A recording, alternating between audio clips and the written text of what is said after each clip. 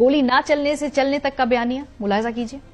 میں رات گئے یہاں موجود بھی رہا, کوئی نہ گولیوں کے خول تھے نہ کسی قسم کی یہاں پہ فائرنگ ہوئی. آپ مجھے بتا دیں کہ کس پولیس والے کے پاس گن تھی؟ ہر بندے کے ہاتھ میں کیمرہ تھا. اگر گولی چل رہی ہوتی تو انہوں نے پوری دنیا میں چلا دینا تھا کہ انہوں نے گولی چلا دی ہے. جو گورنمنٹ کو بریفنگ دی گئی ہے اس کے مطابق ہوائی فائرنگ ضرور ہوئی ہے, چونکہ شاید لائٹ اس ایریا میں نہیں تھی, آئی واز ناٹ دیئر, اور وہ بھگدڑ جو مچی ہے اور جو لیڈرشپ پھر بگوڑے ہوئے بھاگے ہیں, that actually created all this mass. ورنہ اگر آرام سے وہ واپس بھی جاتے تو یہ میس نہیں ہونا تھا. جب علی امین گنڈا پور صاحب کی گاڑی پہ حملہ ہوا, ان کے ورکروں نے ان کو ڈنڈے مارے, ان کے گاڑی کو توڑنے کی کوشش کی جب وہ بھاگ رہے تھے, تو ان کے گارڈز نے جو ہے فائرنگ کی اپنے ورکروں کے اوپر. یہ بھی چیز آن ریکارڈ ہے. افسوس کا مقام یہ ہے کہ آپ غریب لوگوں کے خون کو بیچ رہے ہیں. آپ اس غریب ورکر, میں خود سیاسی ورکر ہوں جناب پریزائڈنگ آفیسر صاحب, میں خود ہوں, مجھے بڑی تکلیف ہے ان بچوں بیچاروں کی, ان بیچاروں کو جس طرح ان کے اوپر جو ہے وہ گولیاں چلی.